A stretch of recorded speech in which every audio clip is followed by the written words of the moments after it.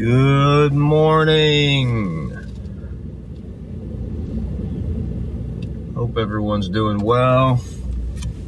I'm driving to work. Excuse me.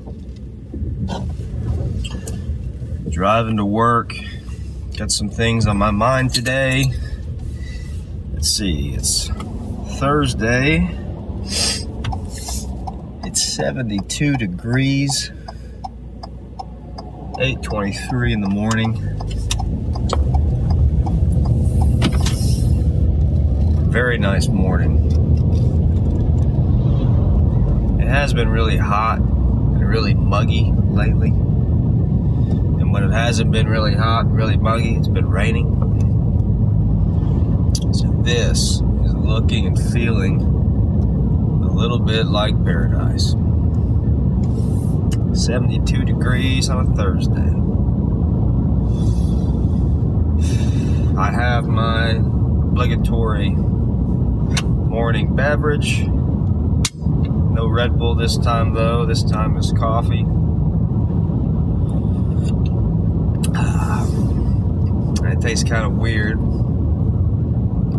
I was all out of normal K-cups. There's this one I've been drinking. I think it's like Colombian or something.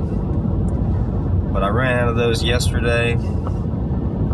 All that was left was cold brew K-cups. So I brewed one of those in here in desperation, but I only drink my coffee hot. So I'm drinking hot cold brew. And in my mind, trying to figure out exactly what the difference is between some coffee that's supposed to be hot and coffee that's supposed to be cold. Is there really a difference at the coffee ground level inside of the K-cup? Because this tastes different than regular coffee, in my opinion. But I would have thought that the difference between a cold brew coffee and a hot brew coffee would be how you brewed it, not the bean in the first place. So what gives? Anyways, didn't want to talk about coffee all morning. We're on our way to work. What I wanted to talk about was the concept of eternity, specifically from the Christian perspective, and even more specifically, when we think about God Himself as being eternal. I'm reading a book right now. I'm reading several books. I usually have several going at once. Some people think I'm weird for doing that. I don't know why, but I really like to have like a bunch of books going at the same time. Lets me jump from one to another while still making progress on all of them, instead of just reading one, focusing on one and finishing it and then moving on to another one, you know.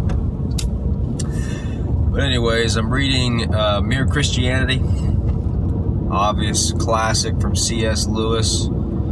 I've read a lot of books, but believe it or not, well, maybe not a lot compared to some, but you know what I mean. But I've never read Mere Christianity. I don't know how that one has escaped me. I really haven't read much of C.S. Lewis at all, apart from like the Narnia series. I've never read much of his like theology and philosophy. But in reading, I'm almost done with it. I'm like maybe a couple chapters away from being done. So basically have Mere Christianity read, and I could already see why it's a classic. The way he writes and talks about these, you know, really indescribable themes, and the analogies he uses in particular, I'm noticing, are incredibly helpful to at least begin to understand some of these ideas. Like he's had analogies on like the will of God, analogies about all of it, But the analogy that I want to talk about right now has to do with God existing outside of time as a result of him being eternal.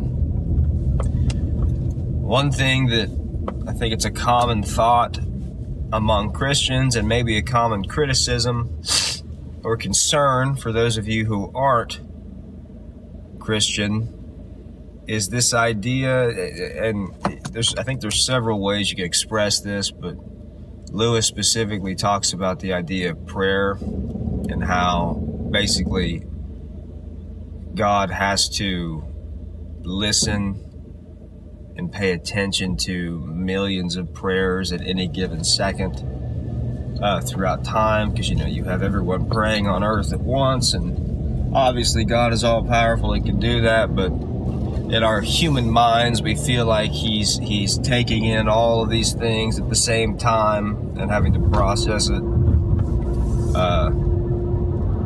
But he gives a helpful analogy to remind us that God is outside of time. God being eternal does not mean that God exists through time forever, as we kind of think of it, but he is instead outside of it.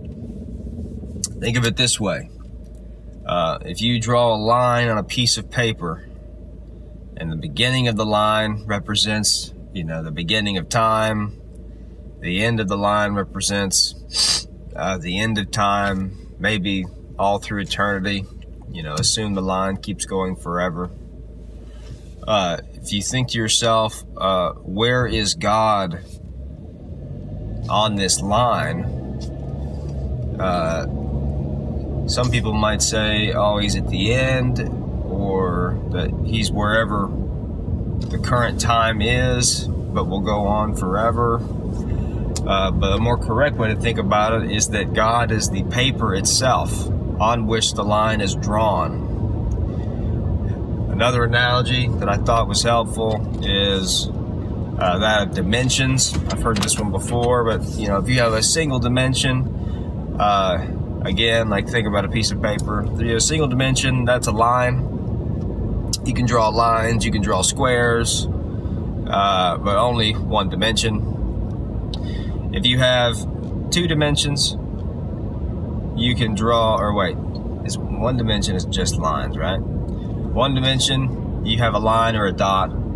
Two dimensions, you can have a square, which is made up of lines. Three dimensions, sorry, there's some road work here. Don't want to crash. 3 dimensions,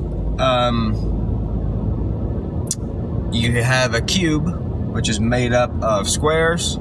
So you can see that as the dimensions go up, they are built upon the previous dimension.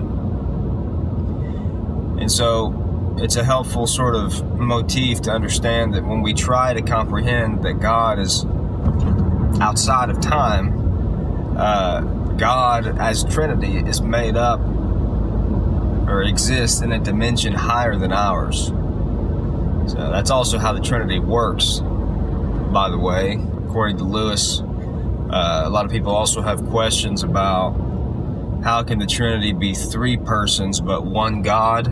Obviously very foundational to the Christian belief. Well, you can think of those dimensions. In our dimension, you could say in our dimension of natures,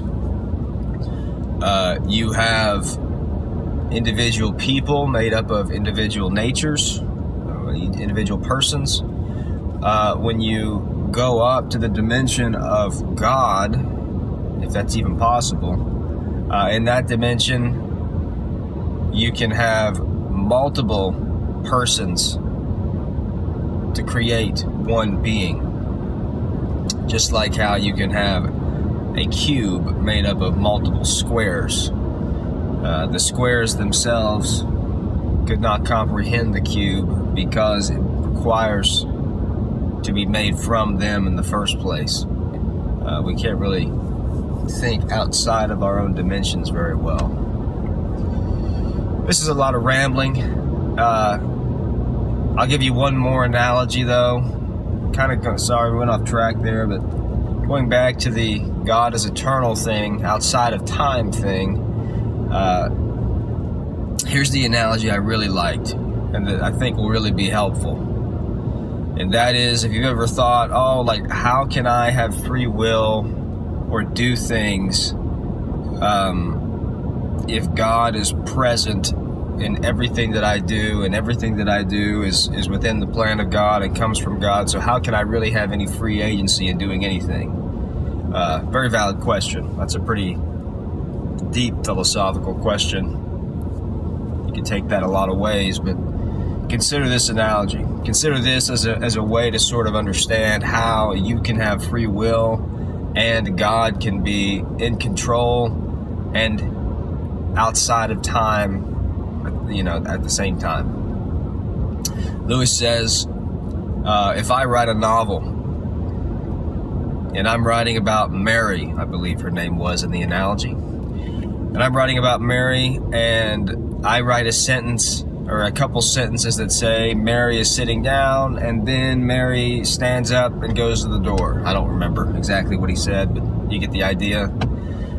He says, from the point of view of Mary in the story, there's no time between her sitting down and standing up and going to the door. It's just her story. But from the perspective of the author, he could have wrote the first sentence, Mary stood up, and then stopped.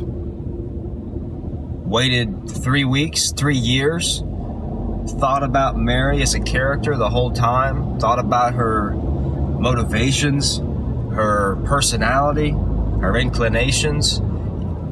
The author could think of every possible thing about Mary for as long as the author wanted before the next sentence was written. And that's because the author exists outside of the time that the story that he's writing exists in. It's just a different realm, and it's a realm that Mary, the character, cannot understand, is not aware of. It's an imperfect analogy, but maybe you see what it's getting at there. It's better to think of God as being in all times at all times. It's less that God knows what you're going to do tomorrow, and more God is with you as you're doing things tomorrow already. It's not that God remembers what you have done, it's that God is still present in those things that you have already done. God is everywhere, not only across space, but God is everywhere across time. So, be encouraged. I know these thoughts can make your head spin a little bit, but be encouraged that you're not a hamster on a wheel. God is not pushing you to do things and just waiting for you to mess up or to do the right thing in the future, or just sitting and meditating on all the bad stuff you've done in the past or the good stuff. He is everywhere. And to me, it's extra encouraging because not only will God never leave us, not only will we never be alone in our present day-to-day, but God is actually with us and will never leave us, even in the future and the past right now.